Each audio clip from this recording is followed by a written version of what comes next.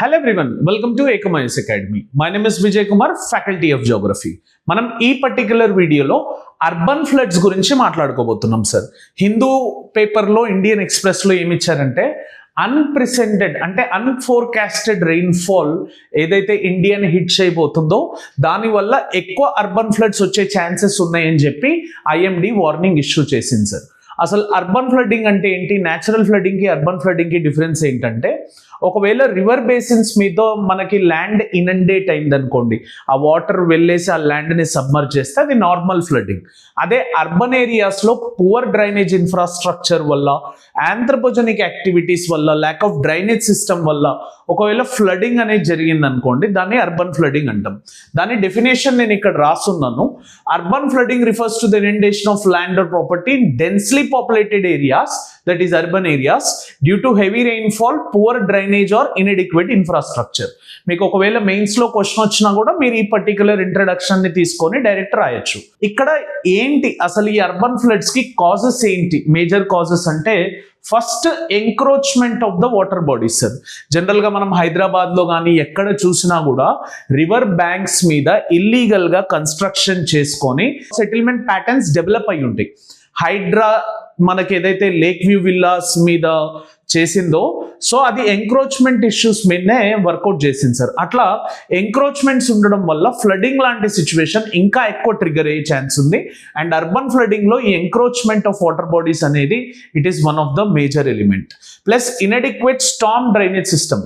మనకి వాటర్ వచ్చినా కూడా హైదరాబాద్ తీసుకున్నారు అనుకోండి కేస్ స్టడీ, దాంట్లో ఎఫెక్టివ్ డ్రైనేజ్ సిస్టమ్ ఉండేది, కానీ అప్పుడున్న పాపులేషన్కి ఇది సరిపోయేది, ఇప్పుడున్న పాపులేషన్కి సరిపోవట్లేదు. అందుకే హైదరాబాద్లో వర్షాలు వచ్చినప్పుడు అర్బన్ ఫ్లడ్డింగ్స్, ఆ డ్రైనేజ్ సిస్టమ్ సరిగ్గా లేకపోవడం అనేవి మనకు కనిపిస్తూ ఉంటాయి. And loss of natural infiltration due to కాంక్రిటైజేషన్.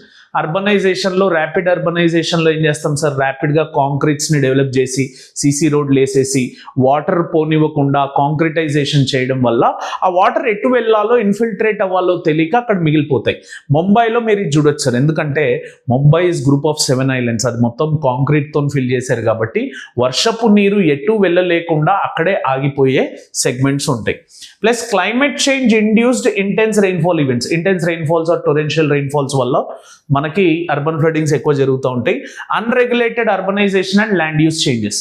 Land use change patterns ఏవైతే ఉన్నాయో, లేకపోతే ర్యాపిడ్ అర్బనైజేషన్ సెగ్మెంట్స్ ఏవైతే ఉన్నాయో, వాటి వల్ల మనకు జనరల్గా అర్బన్ ఫ్లడ్స్ అనేవి వస్తూ ఉంటాయి. అదే గవర్నమెంట్ కొన్ని ఇనిషియేటివ్స్ తీసుకుంది సార్ అర్బన్ ఫ్లడ్స్ని హ్యాండిల్ చేయడానికి. దాంట్లో అమృత్ స్కీమ్లో స్పెషల్గా మెన్షన్ చేసి ఉంటుంది.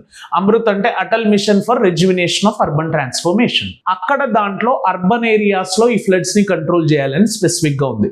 ప్లస్ స్మార్ట్ సిటీస్ మిషన్లో కూడా ఈ అర్బన్ ఫ్లడింగ్ గురించి మాట్లాడి అర్బన్ ప్లానింగ్ని ఎలా డెవలప్ చేయాలి, అర్బన్ ఇన్ఫ్రాస్ట్రక్చర్ని ఎలా డెవలప్ చేయాలనే సెగ్మెంట్లో మాట్లాడడం జరుగుతుంది. అది కాకుండా urban flood management guide lines అని ఉంటాయి సార్, ఎన్డిఎంఏ 2010లో ఇచ్చింది.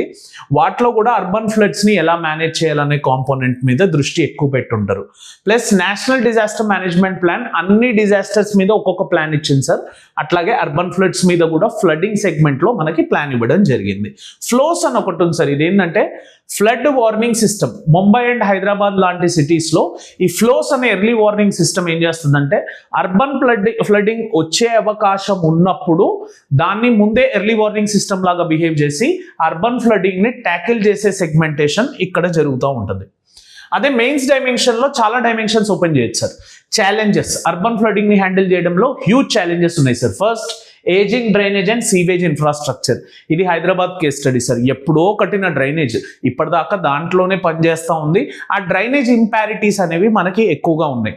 దాన్ని రీఫిల్ట్రేట్ ఆర్ రెజ్యువినేట్ చేసే టైం వచ్చింది. Plus poor urban planning. ఎక్కడ పడితే అక్కడ స్లమ్లు, ఎక్కడ పడితే అక్కడ ఎంక్రోచ్మెంట్లు, ఎక్కడ పడితే అక్కడ బిల్డింగ్లు, అపార్ట్మెంట్లు, హైడ్రా చేసిన విల్లా దాడులు ఏవైతే ఉన్నాయో, లేక్ వ్యూ విల్లాస్ అంటారు, లేక్ వ్యూ అపార్ట్మెంట్స్ అంటారు, అట్లా ఇంటెన్సిఫైడ్గా పువర్ అర్బన్ ప్లానింగ్ అనేది జరిగింది. Along with that inadequate data and forecasting tools. మన దగ్గర అంత ఎఫెక్టివ్ ఫోర్కాస్టింగ్ టూల్స్ లేవు సార్ ఐఎండి దగ్గర. ప్లస్ ఇన్ఫ్రాస్ట్రక్చర్ లేదు, డేటా లేదు. ఇది ఒక బిగ్గెస్ట్ ఛాలెంజ్గా మారింది. Plus integration, urban planning, disaster management కలిసి ఎప్పుడు పనిచేయలేదు. పని చేయడానికి స్టార్ట్ పెడితే మళ్ళీ లూప్ హోల్స్, ఈ డిపార్ట్మెంట్ అంటారు, ఆ డిపార్ట్మెంట్ అంటారు. ఆ ల్యాక్ ఆఫ్ ఇంటిగ్రేషన్ అనేది ఇక్కడ లేదు. ప్లస్ ఎంక్రోచ్మెంట్ ఇష్యూ, ఇది బిగ్గెస్ట్ ఇష్యూ. క్లియర్? దీనిలో పొలిటికల్ ఇన్వాల్వ్మెంట్ హై రేట్లో ఉంటుంది సార్ ఎంక్రోచ్మెంట్ ఇష్యూలో. దీనివల్ల ఇంపాక్ట్స్ ఏంటి అర్బన్ ఫ్లడింగ్ వల్ల అంటే లాస్ ఆఫ్ లైవ్లీహుడ్, వాళ్ళ యొక్క డైలీ లైవ్లీహుడ్ ఏదైతే ఉందో అది లాస్ అవ్వడం జరుగుతుంది. వాటర్ బార్న్ డిసీజెస్ ఎక్కువగా వచ్చే ఛాన్సెస్ ఉంటాయి. పబ్లిక్ లైఫ్ ఏదైతే ఉందో అది డిస్రప్ట్ అవుతూ ఉంటుంది. Damage to the property and infrastructure, అది పబ్లిక్ ప్రాపర్టీ అయినా ప్రైవేట్ ప్రాపర్టీ అయినా, ప్రాపర్టీ అయితే డ్యామేజ్ అయ్యే ఛాన్సెస్ హైగా ఉంటాయి. దాంట్లో వే ఫార్వర్డ్ మనం ఏం చేయొచ్చు అన్న సెగ్మెంట్లో మనం చూస్తే strict encroachment and of land use and zoning laws తీసుకొని రావాలి. దీని example Hyderabad case study of HYDRAA. Use of GIS mapping and flood risk zoning. So GIS mapping tools through మనం ఆ ఏరియాలో ఎక్కడెక్కడ red areas, orange areas, green areas, blue areas ఉన్నాయో వాటిని demarcate చేయడం one of the most important segment.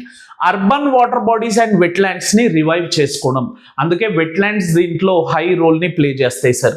Sponge cities అనే ఒకటి ఉంటాయి sir, which is very innovative approach. Japan and China case studies నుంచి తీసుకున్నాం. ఈ స్పాంజ్ సిటీస్ ని డెవలప్ చేసే సెగ్మెంట్ ని బిల్డ్ చేయాలి. Integration of urban development with climate resilient and community based disaster preparedness, where community has to participate in this disaster preparedness. So ఇలా మనం అన్నిటినీ ఫోకస్ చేస్తూ వెళ్తే ఈ అర్బన్ ఫ్లడింగ్ ని ఈజీగా హ్యాండిల్ చేయొచ్చు. అదే వీటి నుంచి క్వశ్చన్ వస్తే ఏ విధంగా క్వశ్చన్ వస్తుందో చూద్దాం. Which of the following factors contribute to urban flooding in India? Encroachment of natural drainage channels, increase in impervious surface area, expansion of mangrove forestries and poor solid waste management. వీటిలలో ఏ reasons వల్ల మనకు urban flooding వస్తుంది అనేది మీకు కింద ఇచ్చిన coding రూపంలో మీ యొక్క ఆన్సర్స్ని కమెంట్ ద్వారా తెలపండి. అలాగే ఈ అర్బన్ ఫ్లడింగ్ మీద మెయిన్స్ క్వశ్చన్ వచ్చింది అనుకోండి, urban floodings are becoming more frequent and severe in Indian cities.